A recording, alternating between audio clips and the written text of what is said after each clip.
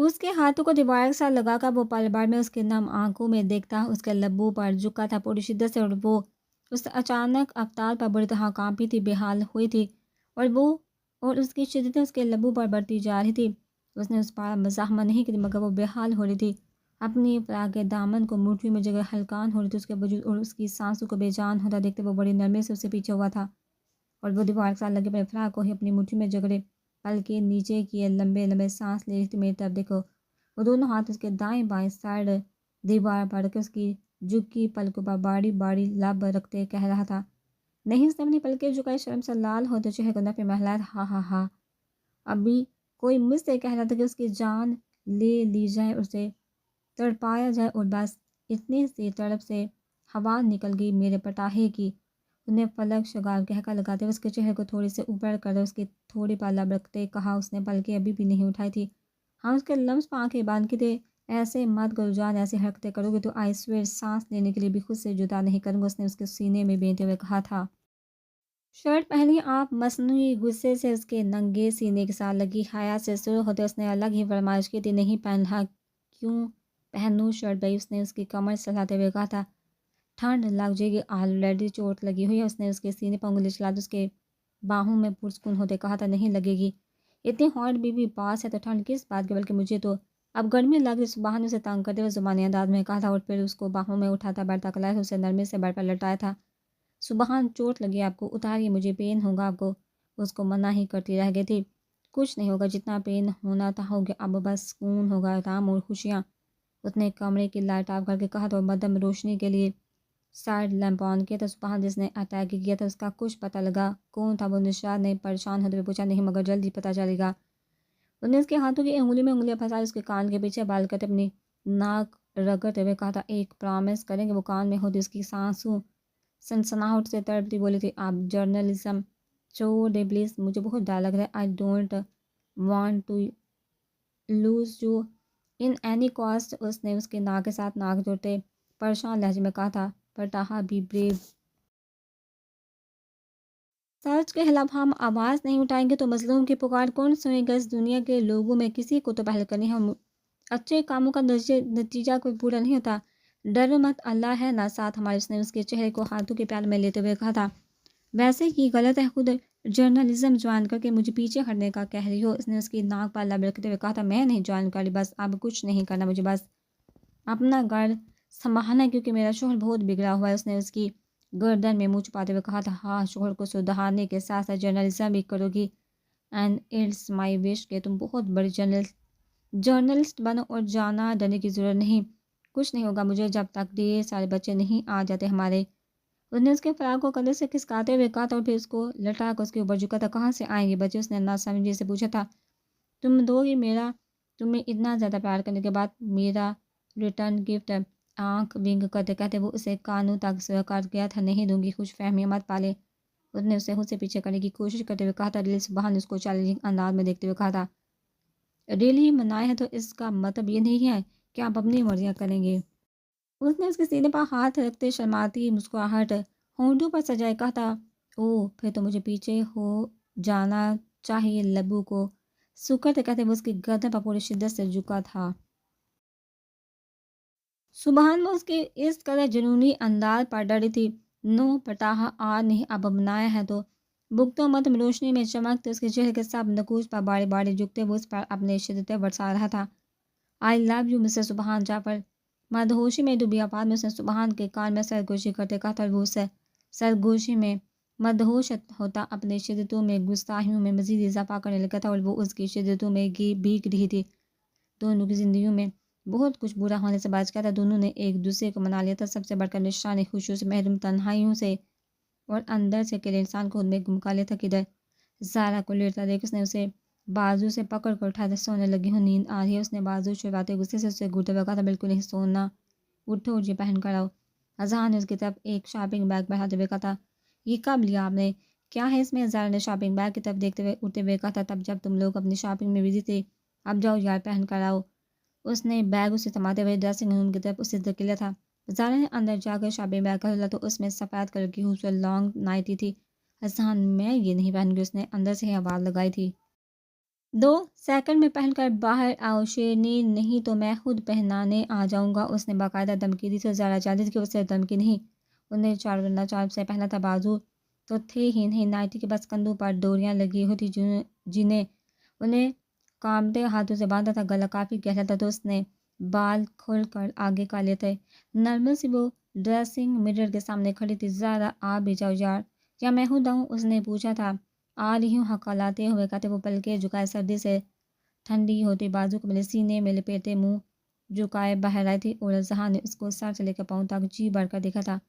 بالکل وہ سفید پڑی ہی تو لگ رہی تھی، نازک جسم پر ریشمی سفید نائٹی، دودھے چمکتے بازو، کھلے بال اور گھنے لمبی پلکیں۔ اس کا دل تڑپا تھا اسے دیکھ کر، دل نے شدت سے خواہش کی تھی اسے چھونے کی، مگر پھر اس کا لٹکا ہوا منہ دیکھ کر لبوں پر مسکراہٹ تھی۔ اس کے منہ سے صاف واضح ہو رہا تھا کہ اسے یہ نائٹی بالکل پسند نہیں آئی تھی۔ وہ چلتا ہوا اس کے قریب آیا تھا، اور یہ منہ پر بارہ کیوں بجے؟ اس نے اس کا منہ اوپر اٹھاتے ہوئے کہا تھا۔ مجھے نہیں پتا، اس نے اس کا ہاتھ جھٹکا تھا۔ بہت خوبصورت لگ رہی، بالکل حور، وہ مسمرائز جیسا ہوتا کہہ رہا تھا، مجھے بالکل بھی نہیں پسند آئی، ایسے کون پہنتا ہے؟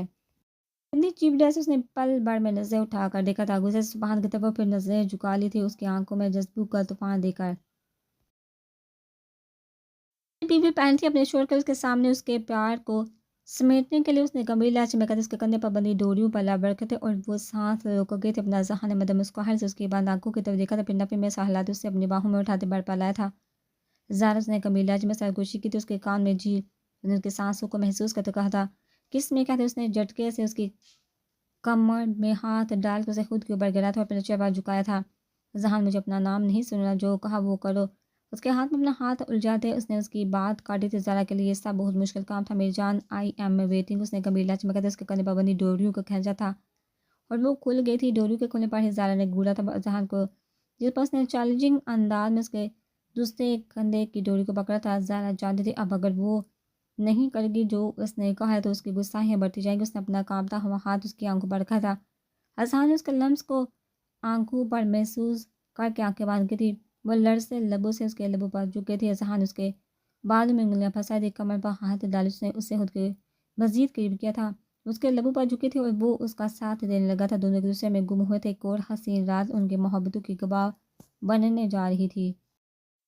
بھوک کی شدت سے اس کی آنکھ کھلی تھی، خود کو ارحان کے حصار میں پایا تھا اور سامنے لگی گھڑی 12 بجا رہی تھی۔ اس نے منہ تھوڑا اوپر کر کے ارحان کی طرف دیکھا تھا، وہ گہری نیند سویا ہوا تھا، امن اس کے ماتھے سے بال ہٹا کر اس کے ماتھے پر لب رکھے تھے، پھر اس کے ناک کو اپنے نرم لبوں سے چھپا تھا اور پھر آہستہ سے اس کے حصار سے نکلی تھی۔ اسے بچوں کی طرح سوتا دیکھ کر اس کو اس پر بے تحاشا پیار آیا تھا۔ بہت بھوک لگ رہی ہے، ایک تو گھر سے کچھ بھی نہیں لے کر آئی تھی، کیا پہنوں؟ فریش بھی ہونا ہے، پریشانی سے اس نے کہا تھا، اور پھر نظر سامنے پڑے ارحان کی ہینڈ کیری پر پڑی تو اس کے بیگ میں سے ٹراؤزر اور شرٹ نکال کر وہ شاور لینے کے لیے واش روم گئی تھی۔ کچھ دیر بعد فریش ہو کر باہر آئی تو ارحان ابھی بھی سو رہا تھا۔ چلتے ہوئے کھڑکی کی طرف آئی تو نیچے دیکھا، واؤ برف یار، یہ تو روئی کے گالوں کی طرح ہے، ہائے میں نے اپنی لائف میں فرسٹ ٹائم ایسا منظر دیکھا، ایسے جیسے نرم روئی کے گالے گرے ہوں نیچے، نہیں مجھے قریب جا کر دیکھنے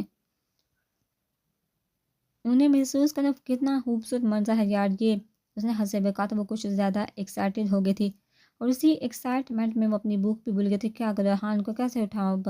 نہیں میں نہیں اٹھا رہی، اٹھاؤں گی تو بولیں گے نہیں جانا، نہائی ہوئی ہو، سردی لگ گئی ہے، لگ جائے گی یہ وہ، پھر کیا کروں کیا کروں؟ اس نے ہونٹوں پر شہادت کی انگلی رکھ کر سوچتے ہوئے کہا تھا، بس یہ ٹھیک رہے گا، یس یہ ٹھیک رہے گا کہتے اس نے سامنے ٹیبل پر پڑا پین اور ڈائری اٹھائی تھی۔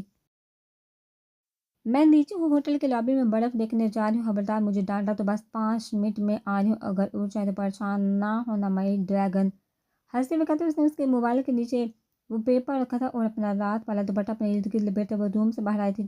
نشو اٹھو یا، اس نے اپنے سینے سے لگے نشا کو اٹھاتے ہوئے کہا تھا، کیا ہے صبح جائیے جہاں جانے مجھے اٹھانے کی سنی فضول میں، اس نے ناک چڑھاتے ہوئے کہا تھا، اس سے دور ہوتے کروا لی تھی تمہیں تو میں بتاتا ہوں 2 منٹ سے پہلے اٹھ جاؤ ورنہ، اس نے جھٹکے سے اسے قریب کرتے ہوئے کہا تھا، ورنہ کیا صبح صبح دھمکی کس سے دے رہے ہیں؟ اس نے اپنی بری آنکھیں کھول کر اسے ڈراتے ہوئے کہا تھا، او بولر پن دیوی میں ڈر گیا، اب دیکھ اٹھو۔ اس نے اس کے منہ پر آئے بالوں کے لٹکوں کو پیچھے کرتے ہوئے کہا تھا، وہ اپنی مسکراہٹ کو روک رہا تھا، آپ اور ڈرے، آپ کو ڈرانے والوں میں سے ہیں، آپ تو ڈرانے والوں میں سے۔ اس نے نیند بڑی آنکھوں سے اٹھ کر بیٹھتے ہوئے اپنے بالوں کا جوڑا بناتے ہوئے کہا تھا، سوچنا بھی مت کہ تم سے ڈروں گا، میں تو تمہیں بس پیار ہوگا۔ اس کے گال پر لب رکھتے اس نے اس کا جوڑا کھولا تھا۔ صبح صبح پھیلے کی ضرورت نہیں، چپ کر کے سو جائے، مجھے بھی سونے دے، صبح تو سوئی ہو جا کر اس نے صبح ہوتے چہرے کے ساتھ کہا، اور اگر آپ آفس جانے کا سوچیں تو ایسا سوچیے کبھی مت، کہیں نہیں جانے دوں گی میں آپ کو جب تک ٹھیک نہیں ہو جاتے، اس نے دوبارہ سے بال باندھتے ہوئے کہا تھا۔ ہاں اگر تم بھول رہی ہو تو میں تمہیں یاد کروا دوں، اس گھر میں ہمارا نہ ایک چھوٹو سا وسا بھی، اور اسے بھوک لگ جاتی ہے جلدی اب وہ کچن جا کر خود کچھ بنائیں یا اپنا وات جلائے تو میں نہ اسے معاف کروں گا نہ تمہیں، کیونکہ وہ میرے لیے بہت امپورٹنٹ ہے۔ اس نے اس کا ہاتھ اپنے ہاتھ میں لیتے ہوئے کہا تھا، اولی ہرشت میں تو بولی کہ اسے یقیناً بھوک لگی ہوگی۔ اس نے اپنے ماتھے پر ہاتھ مارتے ہوئے کہا تھا، نشو ایک چیز مانگی ہے تم سے، صبح نے اس کی طرف دیکھتے ہوئے کہا تھا، بولیے۔ اس نے اس کے ہاتھ کے اوپر ہاتھ رکھتے ہوئے کہا تھا، میں چاہتا ہوں کہ تم زارا سے بھی بڑھ کر علیحہ کا خیال رکھو، اسے کبھی زارا کی کمی محسوس مت ہونے دینا، جیسے وہ اس کا خیال رکھتے تم بھی رکھو۔ نشو علیحہ میرے لیے بہت امپورٹنٹ ہے، یوں سمجھو کہ میرا سب کچھ ہے، وہ میری بہن، میری بیٹی، میری دوست، میرا بھائی، میری رہنما، سب کچھ۔ اس کو لے کر میں کوئی کوتاہی برداشت نہیں کروں گا، وہ میرے لیے میری ذات سے بھی بڑھ کر۔ اس نے نرم لہجے میں کہا تھا، آئی پرامس سبحان ایسا ہی ہوگا، آپ سے جڑا ہر رشتہ میرے لیے بہت امپورٹنٹ، آپ بے فکر ہیں، جیسے علیحہ آپ کو پیاری ہے ویسے بھی مجھے۔ اس نے اسے یقین دلاتے ہوئے اس کے ہاتھ پر ہاتھ رکھا تھا اور پھر مسکراتے ہوئے اٹھنے لگی تھی۔ کدھر میڈم میری مارننگ کس کہتے ہی اس نے اسے اپنی طرف کھینچا تھا، اس کے کہنے سے پہلے ہی اس کے لبوں پر جھکا تھا اور وہ نہ کرتی رہ گئی تھی۔ آج اسے اٹھا نہیں جاتا، بڑی ہمت کر کے وہ اکڑی کمر کے ساتھ اٹھی تھی، مگر پھر اس کے لیے کھڑا ہونا مشکل ہو گیا تھا۔ آنکھوں سے درد کو برداشت کرتے کتنے موٹی ٹور کر گئے تھے، بڑی مشکل سے وہ خود کو گھسیٹتے ہوئے ڈرائنگ روم کی طرف لائی تھی، اور وہاں میں نے صوفے پر آڑی ترچھی لیٹی تھی۔ میرا بیلن بھی ہے، وہ کس کام آئے گا، میں آپ کو چھوڑ کر کہیں نہیں جانے والی۔ نشا سبحان کو تنگ کرتی اس کے آگے آگے سیڑھیاں اتر رہی تھی، تمہیں میں کہیں جانے بھی نہیں دوں گا اب۔ سبحان بھی مسکراتا اس کے پیچھے ہی آ رہا تھا۔ علیحہ نے دھندلی آنکھوں سے وہ منظر دیکھا تھا، آنکھوں سے آنسو بہہ رہے تھے، لب مسکرائے تھے یہ دیکھ کر کے اس کی کیوٹ گرل اور پیٹر مانہوش ایک دوسرے کے ساتھ۔ زارا اذہان عملہان کی طرف سے بھی وہ مطمئن تھی، اس کے اپنی زندگی میں خوش تھے۔ اللہ تیرا شکر، اس کے لبوں سے نکلا تھا۔ اسی ٹائم وہ آنکھیں باندھ کے لڑک کر نیچے گری تھی۔ علیحہ نشست پہن دور سے اسے گرتے دیکھ اس کی طرف تھے، وہ برف کو ہاتھوں پر گرتا محسوس کر جب اس کے پاس کسی نے آ کر پکڑا تھا، آپ عمل احان کبیر ہے، یہ سارے آپ کے لیے بھجوائے ہیں، وہ ادھر باہر وہ بلیک کار میں آپ کا ویٹ کر رہے ہیں۔ ویٹر نے اس کی طرف لال گلابوں کا بوکے بڑھاتے ہوئے کہا تھا اور پھر باہر کی طرف اشارہ کرتا وہاں سے غائب ہوا تھا، مگر وہ کہاں؟ اس نے دوبارہ ویٹر سے پوچھنا چاہا مگر وہ اسے اپنے پاس دور دور تک کہیں بھی نظر نہیں آیا تھا۔ وہ پھولوں کی خوشبو سونگتی اس گاڑی کی طرف بڑھی تھی، مگر پھولوں کی خوشبو سونگتے ہی اسے اپنا سر چکراتا محسوس ہوتا۔ گاڑی کے پاس پہنچتے پہنچتے اس کا سر بری طرح سے چکرایا تھا اور وہ اس سے پہلے کہ لہرا کر زمین بوسا تھی، کسی نے اسے گاڑی کے اندر دھکیل کر ڈالا تھا، پھر گاڑی کو بگا لے گیا تھا۔ وہ ہوش و حواس سے بیگانہ سی پہاڑی تیزی پڑی تھی، سر کام ہو گیا۔ وہ وقتاً فوقتاً پیچھے دیکھتے ہوئے گاڑی چلا رہا تھا، فون پر بات کرتا، بہت خوب، اب ارحان پاگلوں کی طرح ڈھونڈی اسے، وہ کہیں بھی نہیں ملے گی اسے۔ حیات ملک نے زوردار کہکا لگاتے ہوئے کہا تھا، سر میں اسے کارنیل کاٹیج لے کر جا رہا ہوں، آپ کب تک پہنچے گے؟ ظفر نے پوچھا تھا، جب تک باقی کے تینوں کو بھی تم پکڑ کر مجھے خوشخبری نہیں سناتے۔ حیات ملک نے کہا تھا، باقی 3 سال؟ اس نے ناسمجھی سے پوچھا تھا۔ زارا سبحان اور نشو نے لمبا سانس کیا تھا، آخر میں نشا کا نام لیا تھا۔ سر کیا آپ شور ہیں نشا کو لے کر؟ کیا آپ کو ایسا کرنا چاہیے؟ ظفر نے پوچھا تھا۔ ہاں بالکل، میں شور ہوں، میرا دل نہیں ہے، مگر اس کے جانے میں ہی بہتری، مگر اس کو میں اپنے ہاتھوں سے ماروں گا تاکہ اسے پتہ چلے کہ غداری اور اپنے خاندان کی عزت رولنے کا کیا انجام ہوتا ہے۔ حیات ملک نے اشمے سے کہا تھا، اوکے سر، رات تک آپ کو یہ گڈ نیوز بھی مل جائے گی۔ ظفر نے کہتے فون رکھا تھا۔ پھر گوری کاٹیج کے سامنے رکی تھی۔ کاٹیج دیکھنے میں چھوٹی مگر اندر سے کافی پر اسرار تھی۔ اسے کندھوں پر اٹھایا ڈالا تھا اور ایک روم کی طرف بڑھا تھا، بر پر لٹا کر اس نے اسے غور سے دیکھا تھا، یار اتنی معصوم لڑکی، شکر ہے حیات ملک نے اس سے فیض یاب ہونے کی اجازت دے دی، مگر سب سے پہلے اس سے میں فیض یاب ہوں گا، پھر باقی سب۔ فلک شکار کہہ کر لگا تو اس نے اس کے گال کو چٹکی بڑھ کر کھینچا تھا۔ چلو بیبی، اب اگر تم سے سچائی حاصل کرنی ہے تو مجھے کچھ وقت کے لیے تم سے دور ہونا پڑے گا، اس حیات ملک کو خوش کرنے کے لیے۔ تمہیں دیکھ کر تو میں تمہاری بڑی بہن کے لیے بھی سپر ایکسائٹڈ ہوں، سنا وہ بھی تمہاری کاربن کاپی۔ اس نے اس کے ہاتھ کو اپنے ہاتھ میں لیتے کہا تھا اور کمینگی سے اسے دیکھا تھا، پھر اس کا ہاتھ چٹ کر باہر کی طرف چلا گیا تھا۔ پتہ نہیں سلطان، آج کیا بات ہے، ہوا میں اتنی گٹن جانے کیوں ہے اور دل جانے کیوں بےتاب ہو رہا ہے۔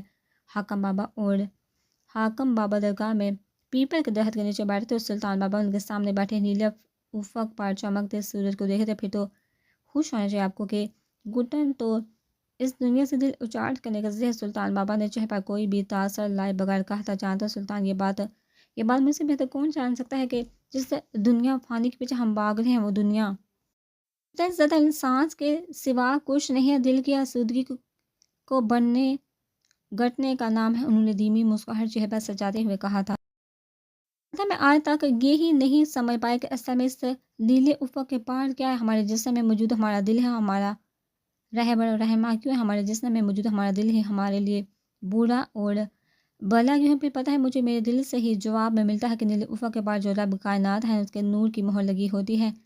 اس مٹی کے قلب پر اس مٹی کے قلب کا نور ہی ہمارے اعمال کو بڑھاتا ہے اور گھٹاتا ہے، ایک ایسا پیرامیٹر جس کا کنٹرول ہمارے افعال پر ہے، اور یہ گھٹن بھی کسی بے قصور قلب پر، کسی بے رحم حاکم کے ظلم پر اس پیرامیٹر کی طرح بڑھتی جا رہی ہے۔ حاکم بابا نے سردار بڑھتے ہوئے کہا، اس لیے تو کہتے ہیں جس سونے کے پنجرے میں قید ایک ایسا مٹی کا بے بس کھلونا ہے جو اپنے اوپر ہر کاری وار کو برداشت کرتے ہوئے بھی دھڑکنا نہیں بھولتا۔ سلطان بابا نے کسی غیر مرئی نقطہ پر غور کرتے ہوئے کہا تھا، مجھے لگتا ہے آج آپ کا دل پھر سے ماضی کی اصلاحوں میں جھگڑا بے چین ہو رہا ہے۔ سلطان بابا نے اب کی بار حاکم بابا کی طرف دیکھتے ہوئے کہا تھا، پورے 24 سال بعد آج وہ ان سے اپنے دل کی بات، اپنے ماضی کی بات کرتے تھے۔ سلطان بابا کے لیے چونکنا لازمی تھا، دل کو آسودگی ماضی کو بات کر کے ہی ملتی ہے۔ ماضی کب پیچھا چھوٹا دل بنجارا بند کر کاسا اٹھائے ان بے بروا گلیوں میں گھومتا رہتا ہے، مگر جب یہ حالت سوا ہوتی ہے نا، اس دل کے درد سے پھر گھٹن بڑھ جاتے، دل تڑپ اٹھتا ہے۔ حاکم بابا کی آنکھوں میں نمی آئی تھی۔ سلطان بابا نے آسمان پر نگاہ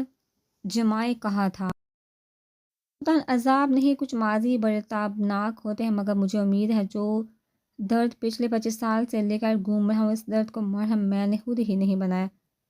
اس میٹھی چبھن میں تکلیف ہے مگر راحت بھی اسی میں ہے۔ انہوں نے دل پر ہاتھ رکھتے ہوئے کہا تھا، بتا کیوں نہیں دیا اسے کہ دل کو اس کا گرویدہ کر بیٹھے تھے آپ؟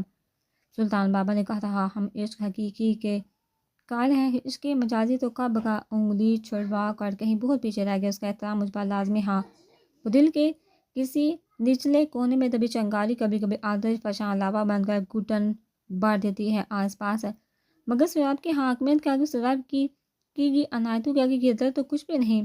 انہوں نے ہنستے ہوئے کہا، ہاں مگر ایک بات کا دکھ ہمیشہ رہے گا کہ وہ بہت جلدی چلی گئی اس دنیا سے۔ انہوں نے لمبا سانس کہتے ہوئے کہا تھا، آپ ایک بار دوریز صاحب کے سامنے اپنی خواہش کا اظہار نہیں سلطان، مجھے اجازت ہی قابل خود کو اپنے خواہشات کے تابع کرنے کے اس جوڑے کا مقدر تو رب نے لکھا تھا بہت پہلے آسمانوں پر، وہ میرا بہت اچھا دوست تھا، میں نے ہمیشہ اس کی نظر میں اپنے لیے احترام ہی دیکھا تھا، اگر اسے بنک بھی لگ جاتی تو اسے چھوڑ دیتا اور وہ شاید میرے ساتھ کبھی خوش نہ رہ پاتی کیونکہ وہ اس کی محبت کرتی تھی۔ زندگی حاصل کا نہیں لا حاصل کا بھی نام ہے، اور یقیناً اس لا حاصل کا جو مزہ ہے نا وہ حاصل کے آخری حدود کو چھونے والوں کو بھی میسر نہیں آ سکتا، اور الحمدللہ میں نے لا حاصل کر کے جو حاصل کیا اس کچے داغے کمزور سیرے کو سونے میں بدل گیا ہے۔ میں جو دل کسی پاتال میں گرنے نفس کے تابع ہونے اور کسی کو نقصان پہنچائے بغیر ہدایت سے سرفراز ہو گیا۔ انہوں نے ہنستے ہوئے کہا تھا، ہاں اور ان ریاضتوں کا جو مزہ ہے نا، اس قرب الہی کی جو مٹھاس ہے، اس کا سامنا دنیا کی کوئی لذت بھی نہیں کر سکتے۔ سلطان بابا نے مسکراتے ہوئے کہا تھا، بالکل صدقہ ہی تو سید ہونے کا نام ہے۔ ہم پتہ نہیں کیوں کہتے ہیں کہ دل تھک گیا ہے، کیا جس دل میں نور الہی وہ کبھی تھک سکتا ہے؟ جو دل اس کے حکم کے بغیر دھڑکنا نہیں بولتا وہ تھک کیسے سکتا ہے؟ جب دل کو اس کے ذکر کی بارش سے معطر نہیں کرو گے تو تم کیسے کہہ سکتے ہو وہ دل تھک گیا ہے؟ انہوں نے پوری سار سی آنکھوں میں چمک لاتے ہوئے کہا تھا، پھر سینے پر دل کے مقام پر ہاتھ رکھا تھا، کہیں بہت گہرا درد ہوا تھا، سینے میں حبس بننے لگی تھی، تکلیف کے اثار چہرے پر آیا تھے۔ کیا ہوا؟ آپ کی طبیعت خراب ہے، زیادہ گھٹن محسوس ہو رہی ہے تو ڈاکٹر کے پاس چلتے۔ سلطان بابا نے ان کی حالت دیکھتے ہوئے کہا تھا، نہیں سلطان، ڈاکٹر کو کیا کام، ہمیں اس کو آرام بھی اسی دھڑ سے ملتا ہے، یہ چبھن آج کی تھوڑی ہے۔ انہوں نے چہرے سے پسینہ صاف کرتے ہوئے کہا تھا، حالانکہ یہ بات وہ بہت بھی جانتے تھے کہ وہ کتنی تکلیف ہے، آپ کی طبیعت ٹھیک نہیں ہے، میں ڈاکٹر کو بلواتا ہوں۔ سلطان بابا نے ان کے چہرے کا رنگ بدلتے دیکھا تھا، نہیں ڈاکٹر کی ضرورت نہیں، نماز پڑھ کر کچھ دیر آرام کروں گا، رب کی طرف سے پکار آئی ہے۔ انہوں نے کہتے اٹھتے ہوئے اپنے قدموں پر زور دیتے ہوئے چلنے کی کوشش کی تھی کہ وہ کسی طرح درگاہ کے مسجد تک پہنچے۔ سلطان بابا ان کی حالت دیکھ کر پریشان ہوئے تھے، آج ان کی آواز کی لغزش، ان کی آواز کی تکن ان کے دل کو ہلا گئی تھی۔ کسی گہری انہونی کے پیش نظر انہوں نے شدت سے اپنی آنکھیں بند کر کے کھولی تھی اور پھر بڑے محبے ہو کر نیلے فلک کو دیکھا تھا، ان کی آنکھیں نم ہوئی تھی۔ علیہ جانو تو کیا ہوا، نشا نے اس کا سر اٹھا کر گود میں رکھا تھا اور پھر پاگلوں کی طرح آنکھوں میں نمی لا اس کے منہ پر ہاتھ رکھ کے اسے جھنجھوڑ رہی تھی۔ علیحا علیحا پانی پیو۔ سبحان نے اس کے لبوں کے پاس پانی کرتے ہوئے کہا تو انہوں نے نہیں، اس کے لب تو مضبوطی سے آپس میں جڑے ہوئے تھے۔ پھر اس نے پانی کا گلاس واپس ٹیبل پر رکھا تھا، اس کی نبض ٹٹولی تھی۔ گارڈ نشا بھاگو، گاڑی سٹارٹ کرو، اس نے چیتے ہوئے نشا کو حکم دیا تھا۔ وہ الٹے پاؤں بھاگی تھی، وہ اسے باہوں میں اٹھائے باہر کی طرف بھاگا تھا اور سٹارٹ گاڑی کی پچھلی سیٹ پر ڈالا تھا۔ نشا پیچھے آؤ، اسے سیٹ پر لٹاتے کہا تھا اور وہ سٹارٹ گاڑی سے نکل کر کامدی ہوئی باہر آئی تھی۔ وہ پچھلی سیٹ پر بیٹھ کر اس کا سر گود میں رکھا تھا۔ سبحان تیز گاڑی چلاتے ہوئے اسے لے کر ہاسپٹل کی طرف جا رہا تھا۔ نشا پوری رات سے آنسو بہاتی اس کا چہرہ تھپتھپاتی تھی، اس کے سفید ہونٹ پیلا پڑتا چہرہ دیکھ کر اس کے دل کو کچھ ہوا تو اس نے اس گلاب جیسے چہرے کو پہلی بار یوں مرجھایا ہوا دیکھا تھا۔ سبحان کا دل کسی بے لگام گھوڑے کی طرح دوڑتا ہوا بے بس ہو رہا تھا۔ ہاسپٹل پہنچ کر اسٹریچر پر ڈال کر اسے ایمرجنسی وارڈ میں لے کر گیا تھا۔ وہ خود کسی بے بس اور مجبور باپ کی طرح آنکھ باندھ کے کھڑے اس کی سلامتی کی دعائیں مانگ رہا تھا۔ ہیلو اذہان، اس نے موبائل نکال کر اذہان کو کال کی تھی۔ ہاں سبحان بولا۔ اذہان نے کال ریسیو کرتے ہوئے پوچھا تو نیند میں ہی اس نے اس کی کال ریسیو کی تھی۔ علیحا کی طبیعت بہت خراب ہے، تم ایسا کرو لارا کو لے کر جلدی پوچھو، مگر اس سے یہ مت بتانا کہ طبیعت زیادہ خراب ہے، اپنی طریقے سے ہینڈل کر لینا۔ سبحان نے پریشانی سے کہا تھا کیا ہوا؟ اسے اس کی نیند منٹوں میں بھاگی تھی۔ پریشانی میں وہ زارا کو خود سے دور کرتا اٹھا، نہیں پتا جب میں نیچے آیا تو وہ مجھے دیکھتے صفحے پر نیچے گری تھی اور بے ہوش ہو کر گری تھی۔ ڈاکٹر کی پوری ٹیم ایمرجنسی وارڈ میں ہے، اس کے بعد اس کی نبض بہت کمزور چلی۔ سبحان کی آواز میں نمی گھلی تھی۔ پریشان مت ہو، میں آتا ہوں۔ نشا وہی ہے نا؟ اذہان نے پوچھا تھا۔ ہاں نشو ادھر ہی ہے، تم پہنچو جلدی اور آتے ہوئے عمل کو بھی لے آنا، وہ شاید سوئی ہوئی تھی روم میں، ہم بس جلدی نکل آئے۔ اس نے سرد لہجے میں کہا تھا اوکے ہم آتے ہیں۔ اذہان نے کہتے ہی کال ڈسکنیکٹ کی تھی۔